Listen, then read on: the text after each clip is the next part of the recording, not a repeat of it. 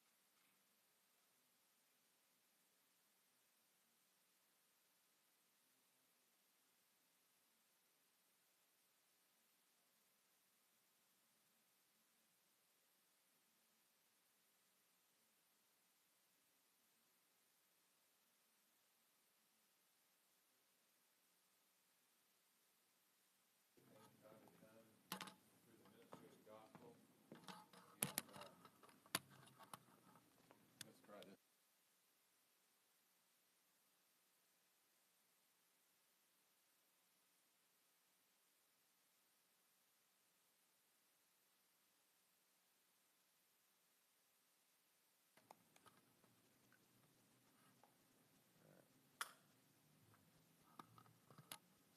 Usually it like turns red. It was still green when I turned it on, so we'll see if this works.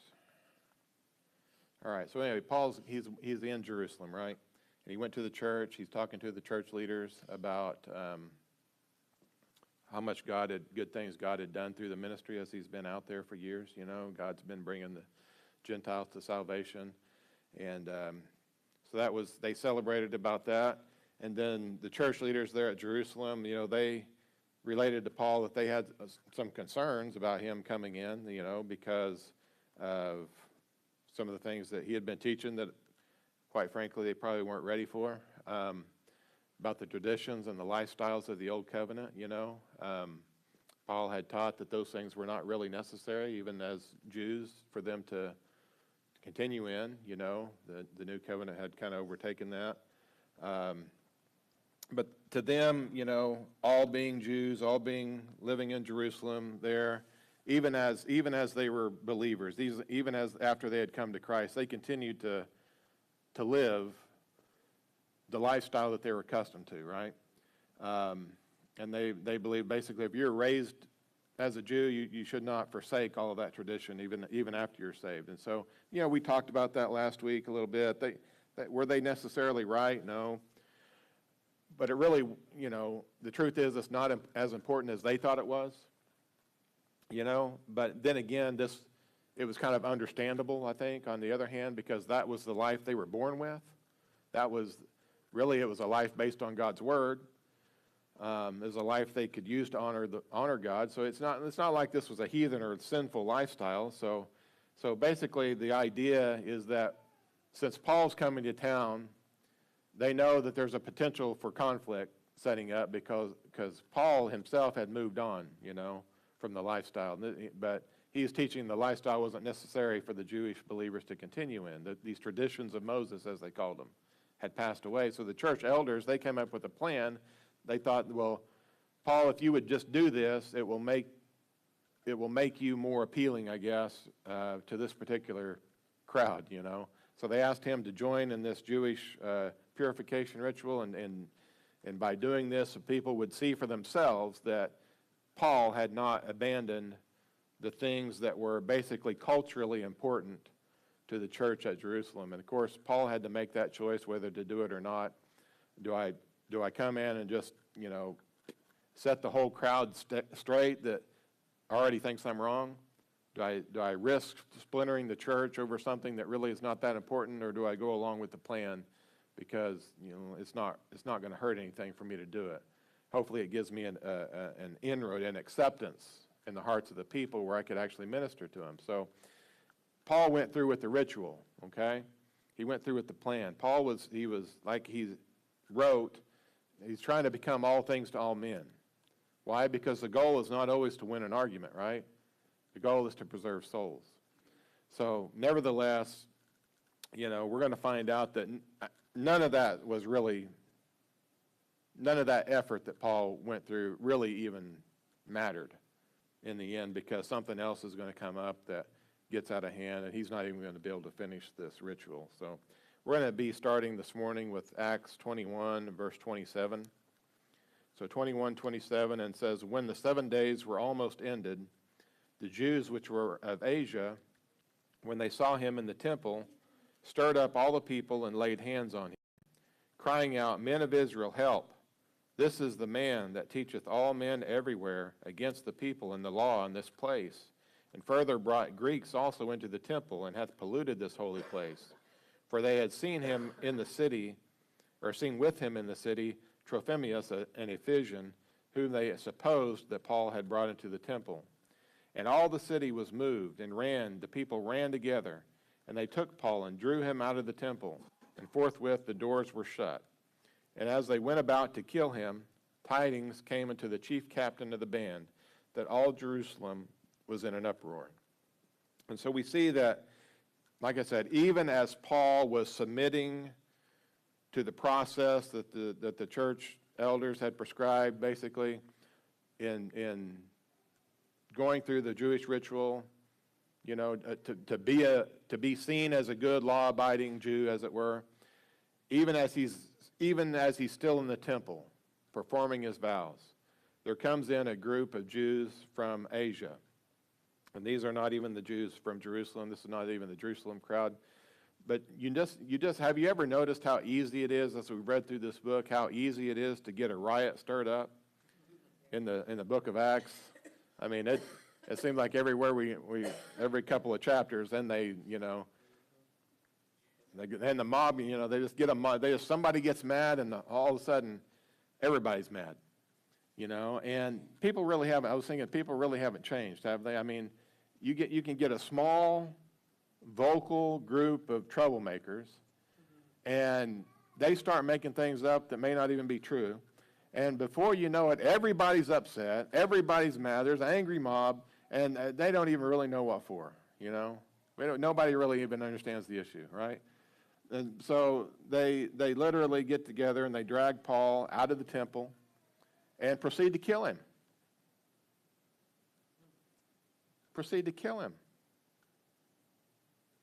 I mean, I don't know what they're doing. They're beating him with a sack of rocks, I guess. A terrible thing, right?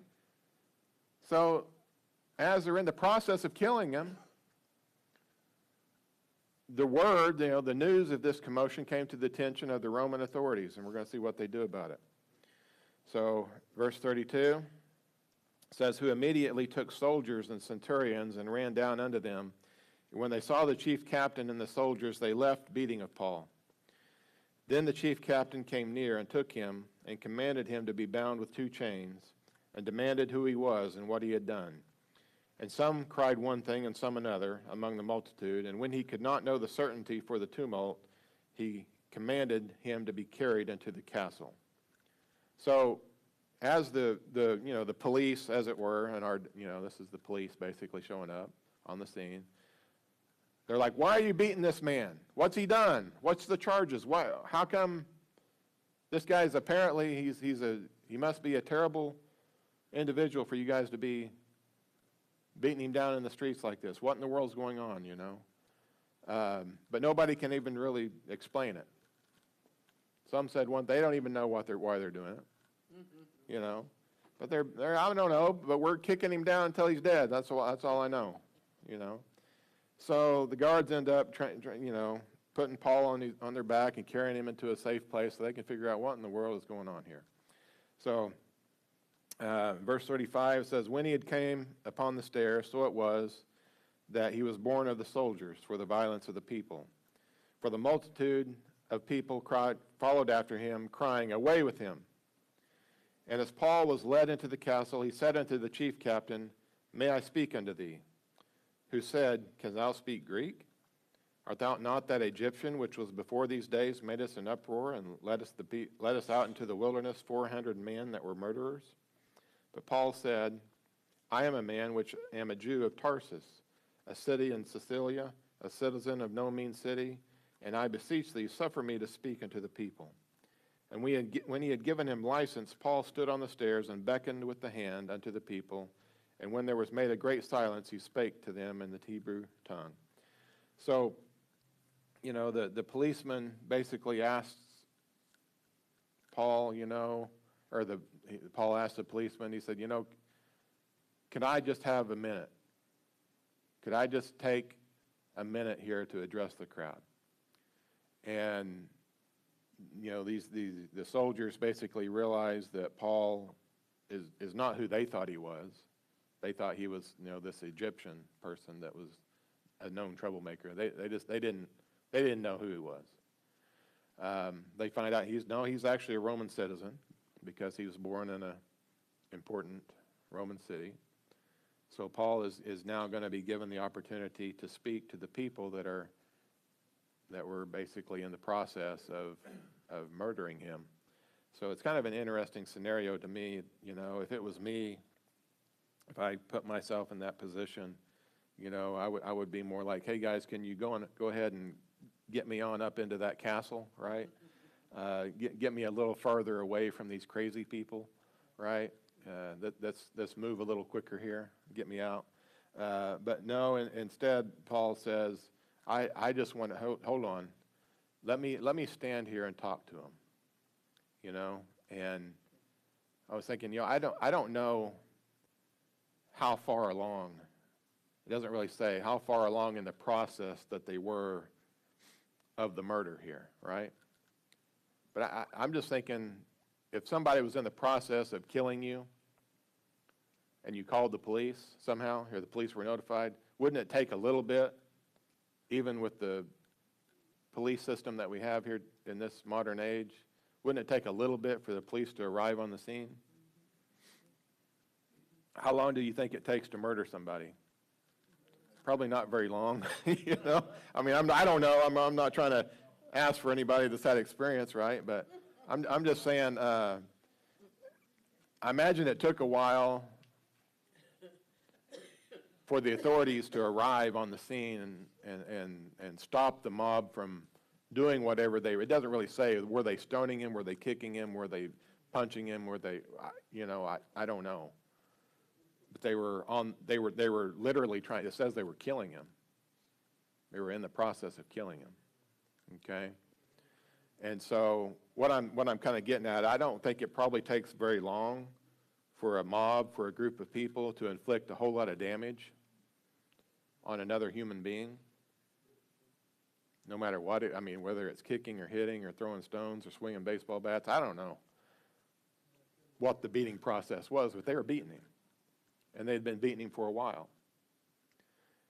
And yet Paul doesn't, ask for a doctor. He doesn't wait until he's bandaged up. He doesn't try to escape the situation. He wants the chance to turn and face this group of people that hates him, and he wants to be able to speak to them. And I think really Paul is sensing that this could be the moment that he's been praying for, really since the beginning of his ministry, to be able to somehow convey the love of Christ to his lost Jewish brothers in a way that might open their eyes. And if you think about it, there's no better way to preach Jesus than to live Jesus, right? And Paul, I think he's in a very literal way living the life of Jesus here. Here he is. He's been innocently worshiping in the Jewish temple, and he's hauled out by this angry, violent mob who's determined to see him die. And so he's following in the steps of Jesus here, you know. And like Jesus, though, Jesus showed grace even while he was suffering, right? So it is with Paul. He's going to show grace toward these people who are causing him so much pain. And I'm going to say that is a quality that comes not through the flesh, but through the Spirit. And the other thing that I'm sure gives Paul the strength to show grace here is that he understands exactly where they're at. Because Paul remembers the day that he was in their shoes. He was the one leading that angry mob. He was the one. He was the one demanding the murder of the saints. He was the one who was blinded to the truth of Christ. He was the one that was so offended by anybody that he perceived to be a blasphemer of the law that he was willing to do whatever it would take to see them done away with. I'm sure he could picture himself in that crowd so easily.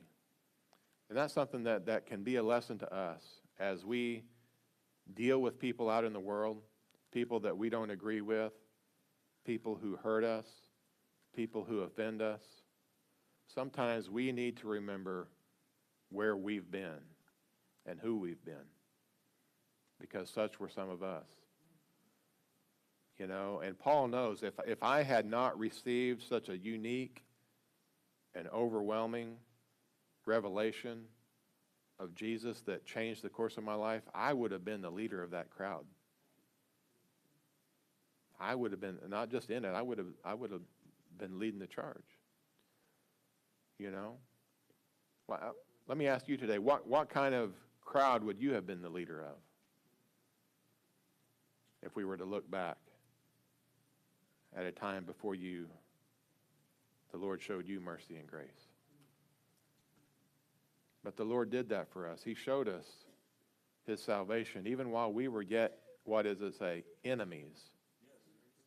Enemies to him. In other words, even while we opposed him, actively opposed him, God came to us and gave us grace, gave us mercy, gave us salvation. So what we're seeing is an example for us to live by. When you see a story like this one, you know, Paul lived it in an extreme example here. So I think we can probably live it through the situations that we even face in our lives, you know, that we are going to face.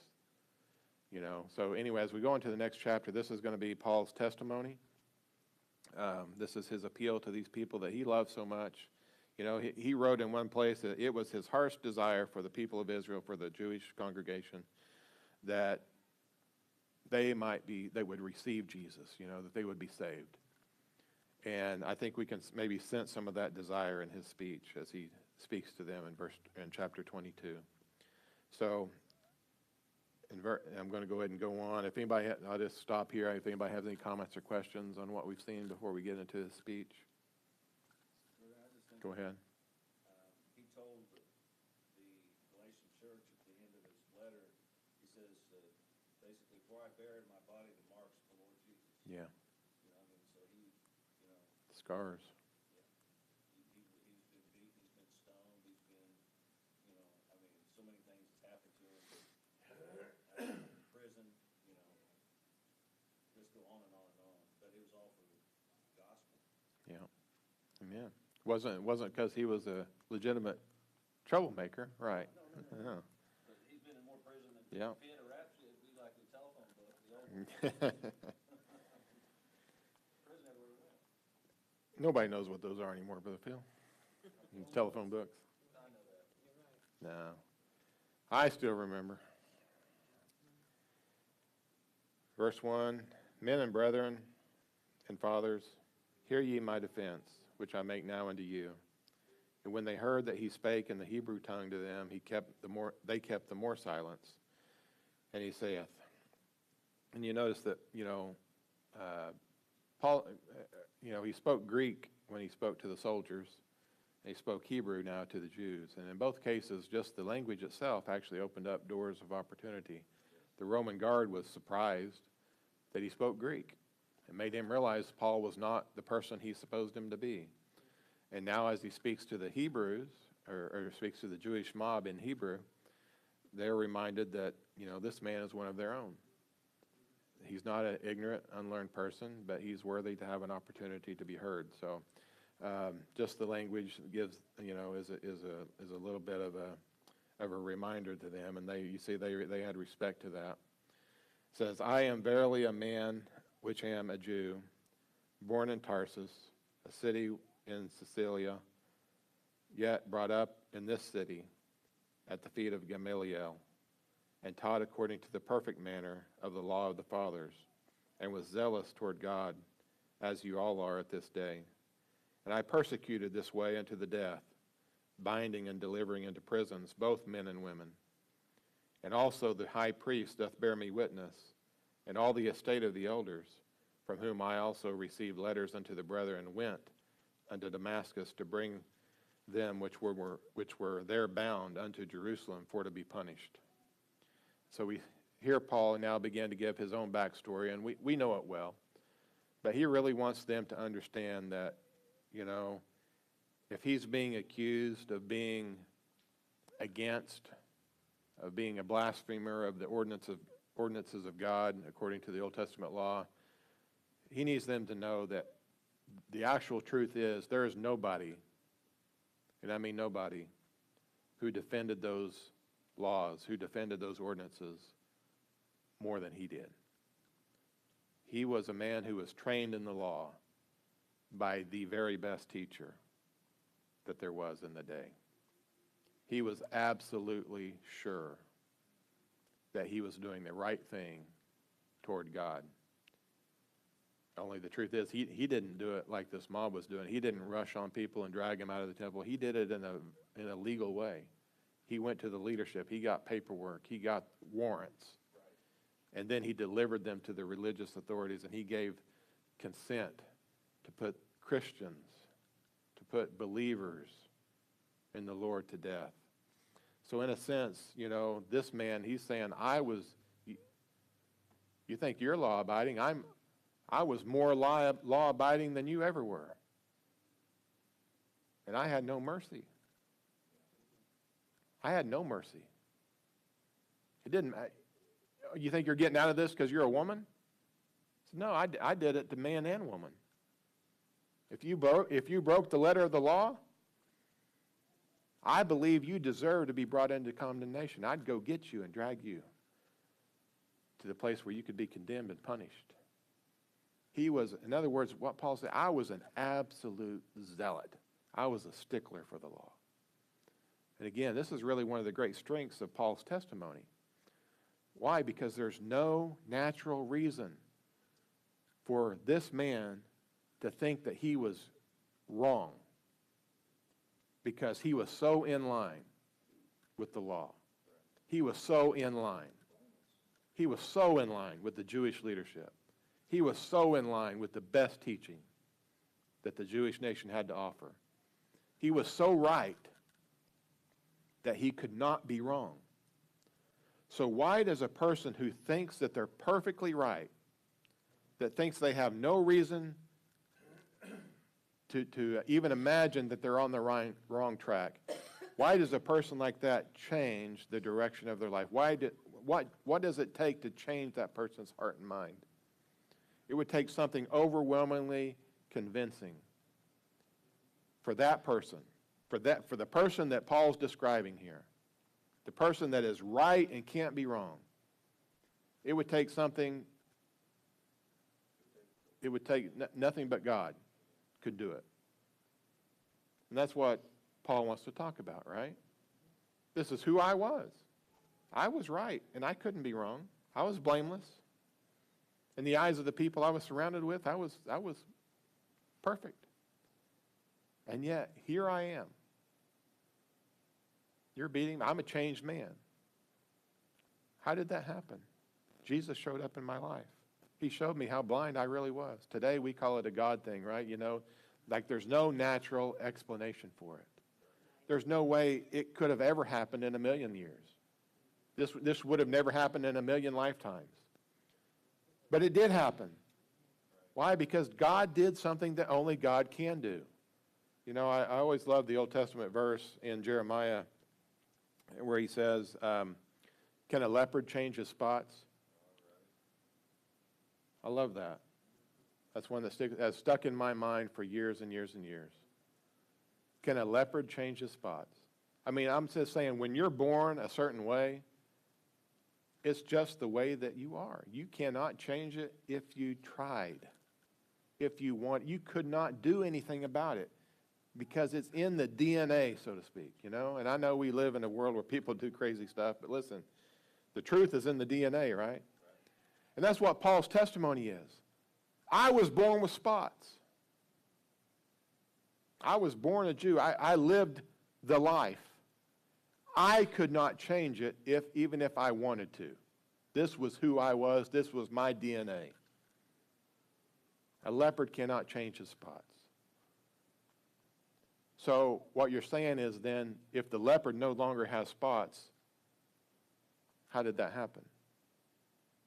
It's a God thing, right? In other words, if you see a change in my life, it could only have happened through the power of God. So when that becomes our testimony, you know, when God gives you a true transformation in your life that could never have happened in the natural world, that is a testimony. That's something that we can look back on time and time again and say, I know God's, you know, people always ask you, how do you know God's real? You know, prove it, right? You know, you wonder about people that say things like that, you know, like, well, is God real? Prove it. Point to him. You know, honestly, if we're living the life that we should be living, just point to yourself. And that's really what Paul's doing. You want me to prove Jesus is right and that he's real? I mean, look at me. This is who I was. I was the leopard that couldn't change his spots. But you see me today. The spots are gone. How did it happen? I couldn't do it. Nobody else could do it. No doctor could do it. How did it happen? It had to be the Lord. No. So, anyway, I'm going to probably just stop there, I think, for today. Not take us into overtime. So, thank you all for coming out this morning. Look forward to continuing this testimony of Paul in the next week. So, see you then. No, don't. Suspense. What happened? We know, well,